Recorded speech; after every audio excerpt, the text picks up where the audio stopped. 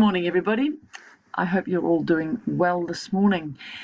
I wanted to talk to you today, but not have my face in the way, because we're going to have a little look at the scene that we looked at yesterday in Stand By Me. So join me.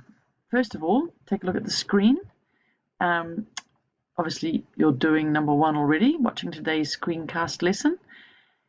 The second thing today that you're going to end up doing is logging into Google Classroom. Now, some of you will have used this before in other classes, and some of you will have used it last term if you were in 3i last term. So all you have to do is click on here, and then you will find yourself on Google Classroom, our own brand new Google Classroom page. And this is what it looks like. I'll just open that a bit more. And you can see here on this grey square here, which kind of goes dark when you put your cursor on it, this is your new assignment. If you click on that, this is what I see. It's going to be a little bit different when you click on it. When you click on it, you'll need to put your name in the top right hand corner, and then you will be given your very own character chart to fill in, and I'm going to show that to you. We're going back to here, and I'm going to look at it here to show you. So what you're going to be able to see on your screen is this. It's a Stand By Me character chart, and we just want you to do some little bit of written work on each of these four boys. I'm not quite sure why the photographs are so uneven. So what I want you to do is you will be able to put their names in there and a bit of a description. What are they, not just what they look like, but what they're like as people. So are they thoughtful? Are they crazy? Are they sociable? Are they funny? Just write some of your thoughts down there, especially your first impressions when you remember watching the film for the first time. And then in this box, if you can think of anything important about that character that they say. So perhaps for Gordy, there's that quote about Gordy was the invisible boy, and then explain this important aspect of his life. It's an important feature is that he's lost his brother recently, and that he feels like his parents don't love him. Probably that's not true, but they're so deep in their grief over losing their wonderful older son that they're neglecting Gordy. So you can write some of those things in, and you can just be able to type them in. You'll be able to click on your cursor. I can't do it at the moment, but you will be able to once you get onto your copy. So write something about each of these boys which is unique to them. Okay, so that's the main task today. Right, we're going to go back to our lesson here, and after you've done that, the only thing to do for homework is to remember that we're now down to our last 5 words of the spelling list for term 3. And at the moment, I think I told you last week that we'd have a big test on Friday, but I don't think we will. I think we'll have another small 5-word test like you did last Friday, just to keep you testing your own knowledge over those words. I'm hoping we might do something a little more fun this Friday. I'm working something out. Okay, so what I want to do now, before I let you get on with your work, is to just go over yesterday's questions and to have a look at those shots that we're talking about. So what are the first two shots? So just pause the video now that you're watching to get your red books out so that you can just check your answers. Okay, so what are the first 2 shots used by the director at the beginning of their scene, and what is their effect? And I've asked you to set your answer out like this: name of shot, description, and effect. So let's have a quick look at these shots. So this is the very first shot of the scene, and I wonder what you called it. Just ignore these at the right-hand side. What kind of shot is this? Well, it's obviously a long shot because you can see the whole scene, but it's a couple of other things as well.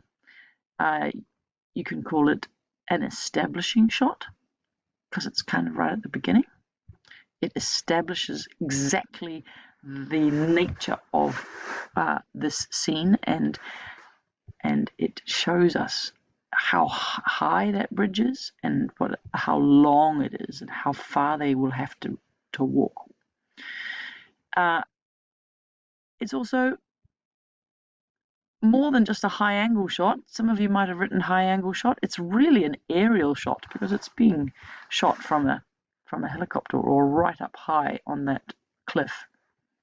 So I'm going to type those answers in right now. Where am I? No, I can't type them in right now, but that's what they are. So I'm going to type those answers in. So what have we got? We've got long shot. We've got establishing shot. We've got an aerial shot or a bird's eye view shot.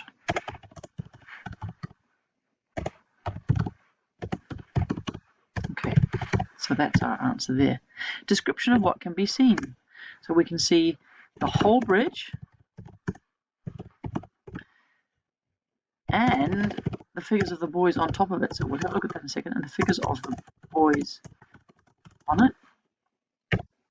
River below. And the expanse,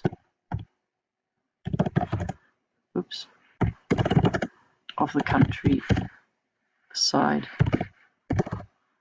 around the bridge. Is that what we can see? There, yes, the whole of the river, all this wild country, and you can see the boys there and how tiny they are. Okay. Now, this is the important part. What is the effect of this shot? What does the director show us? Okay, it shows us, importantly, how long and high the viaduct is. Why is this important? Because it sets up the scene to come. We know that when the train comes, we've seen that that's a long bridge, that they've got a long way to run. We know that it's not an easy task for them just to get to the end of the bridge fast. In our minds is that scene, this particular shot. And also, it's incredibly high. It's terrifying. This is why Vern won't move, and he's holding on to the bottom of the rail tracks. Just take another look at that. There's no handrails. There's nothing. It's scary. These guys walking along this bridge, and we can see how incredibly tall the bridge is as well. So it sets up the scene to come. It tells us that the boys are dealing with danger. It's a high bridge, and when the train comes, they have a long way to run.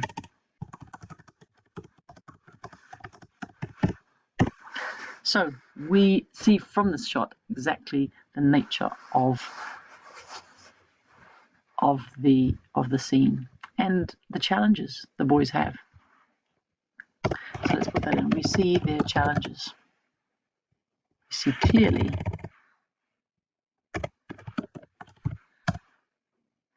what their challenges are when the train comes. Okay, great. Second shot. Let's move on. Let's see.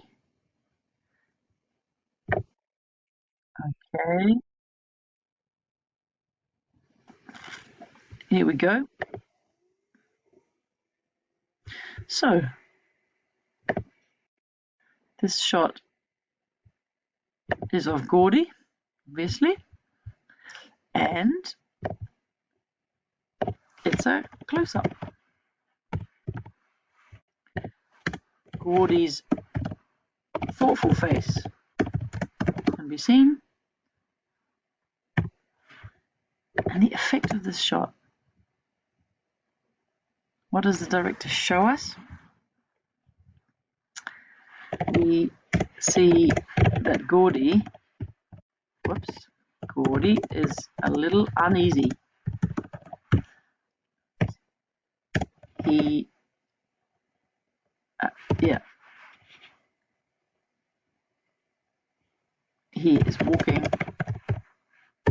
is walking, but very carefully, and there is tension on his face. This also shows us how scary this experience is. There. So if you wrote something like that for those two shots, then you're on the right track.